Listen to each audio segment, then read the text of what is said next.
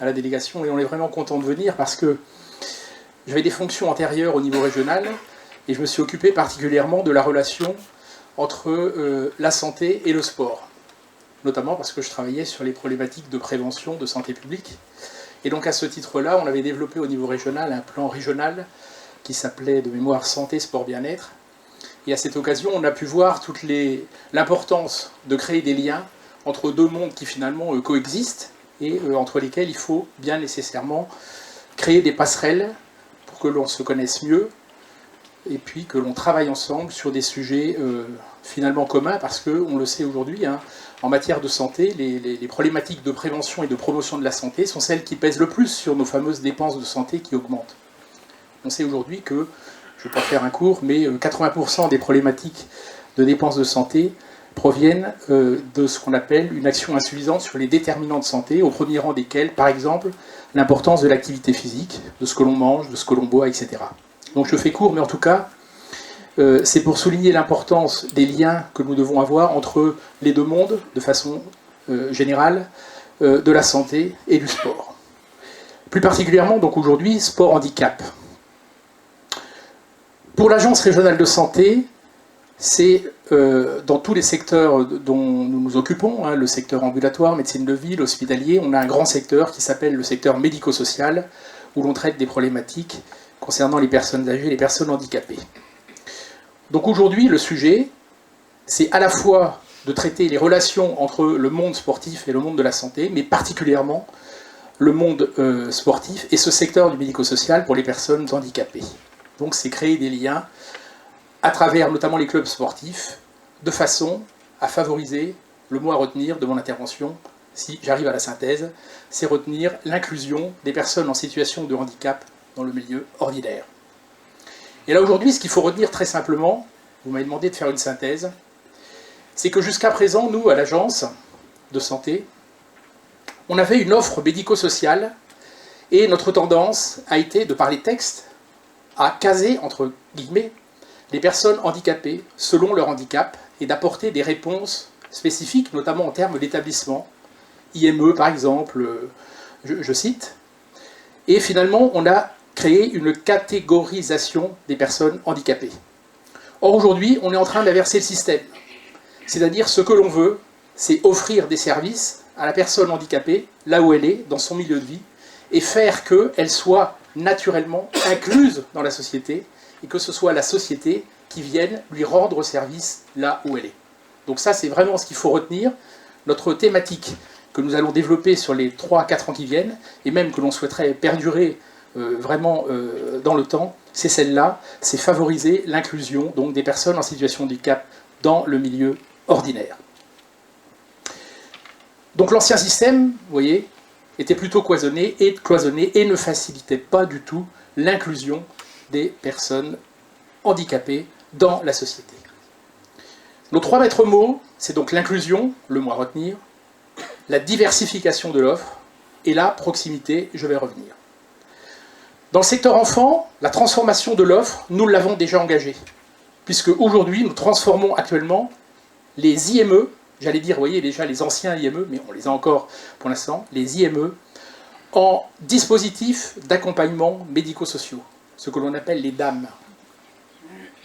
Voilà, il faut bien DAM souvent.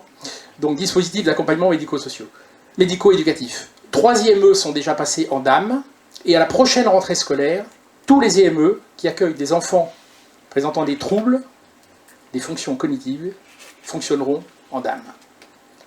De quoi s'agit-il et quel est le lien avec le sport qui nous intéresse aujourd'hui ?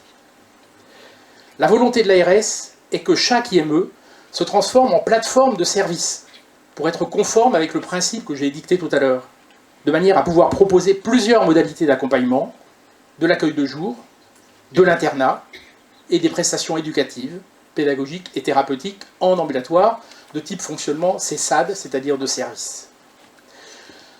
L'objectif est de favoriser l'accompagnement de l'enfant dans ses différents lieux de vie, dans l'école de secteur, dans le centre de loisirs et bien entendu dans le club sportif du quartier, si cela correspond à son projet et à la volonté de ses parents.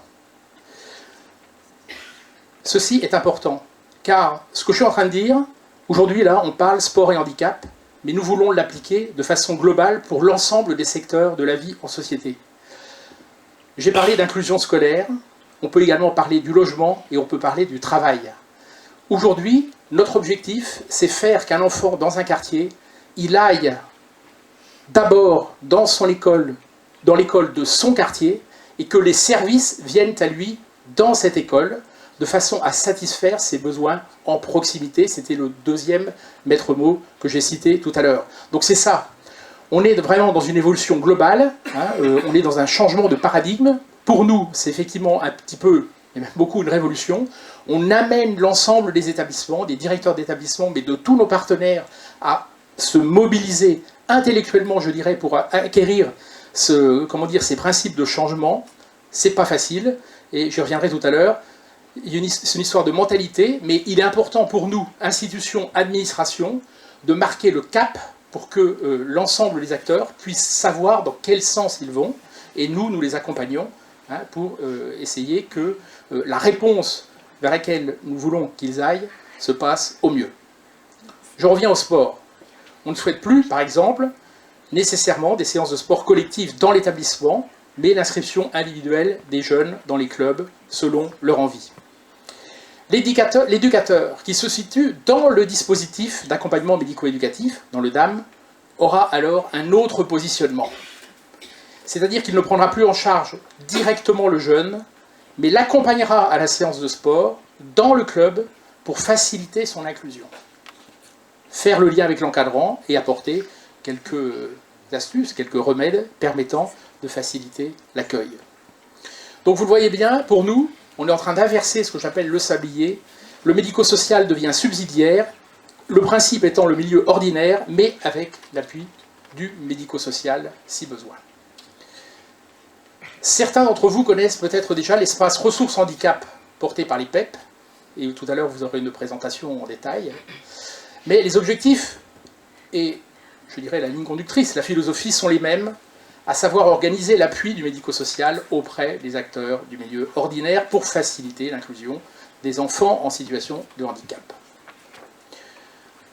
Pour terminer sur ce secteur des enfants, la collaboration entre les DAM, dispositifs d'accompagnement médico-éducatif, et les acteurs du milieu ordinaire, dont les clubs sportifs, seront facilités puisque l'on va sectoriser le département.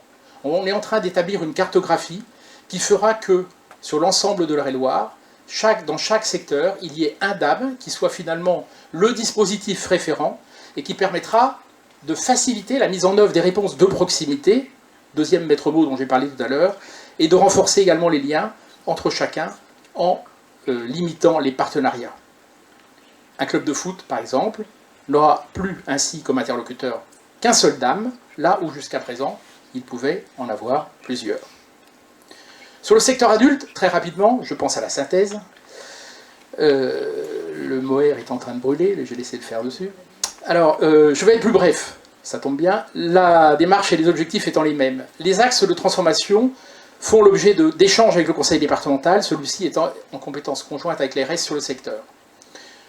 Ce qui prévaut, là aussi, c'est le virage inclusif, qui va nécessiter de réformer, de transformer l'offre actuelle en profondeur, en diminuant les places d'internat en foyer de vie en hébergement, pour augmenter les places en accueil de jour. Vous voyez bien le système, on ne parle plus de places, on ne parle plus de lits, mais on est sur des dispositifs, c'est-à-dire qu'on introduit de la souplesse. Et de renforcer les services qui interviennent à domicile, notamment les services d'aide à la vie sociale, en résumé les SAVS. Encore une abréviation. Aujourd'hui, ces SAVS accompagnent en grande majorité des travailleurs et des retraités des actes. Ce que l'on souhaite, c'est mettre en place des SAVS généralistes, en plus des SAVS rattachés aux ESAT, un par territoire qui accompagnerait un public hors ESAT à domicile ou accueilli en journée sur un établissement.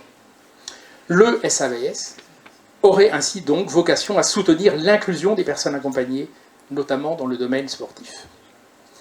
Alors comme vous le voyez très rapidement, l'inclusion des personnes en situation de handicap est multiple et concerne l'ensemble des dimensions de la vie sociale.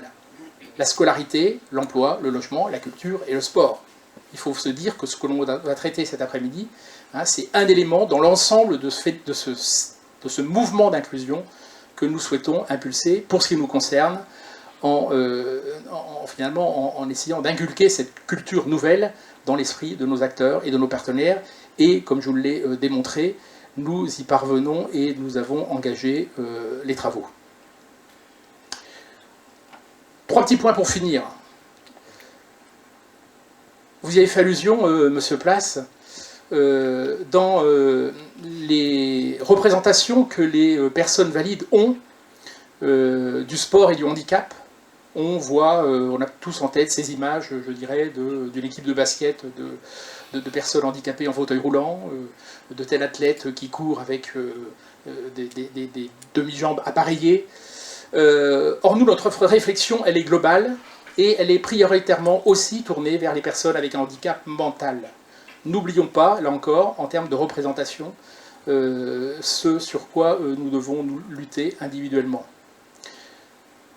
L'autre remarque, c'est insister sur l'intérêt partagé de l'inclusion, parce que finalement, lorsque nous sommes, vous, dans les clubs sportifs, où chacun, en tant que citoyen, prompt à écouter, à ne pas faire la différence avec une personne handicapée, eh bien on renforce un certain nombre de principes auxquels nous tenons, comme la tolérance, l'entraide, et cela, c'est effectivement totalement compatible avec les valeurs qui sont défendues par nature par le sport.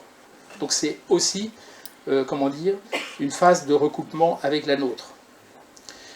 Et puis bien entendu, vous l'imaginez bien, il faut faire la différence entre le sport compète et puis le sport de tous les jours, hein, celui que nous devrions faire, chacun d'entre nous, valide que nous sommes, mais aussi personnes handicapées, et vraiment insister que notre priorité, bien sûr, c'est de faire du sport de loisir, hein, avoir une activité physique, et là je reboucle avec ce que je disais en introduction, avec ce que chacun, en tant que citoyen, devrait faire un petit peu pour entretenir sa santé. Alors je m'étais noté à la fin, Pierre de Coubertin, plus haut, plus fort, plus loin, c'est nous notre volonté, et là aussi je pense qu'on se rejoint avec les préoccupations qui sont les vôtres, et également celles de nos collègues de la direction de la cohésion sociale et de la protection des populations. Je vous remercie.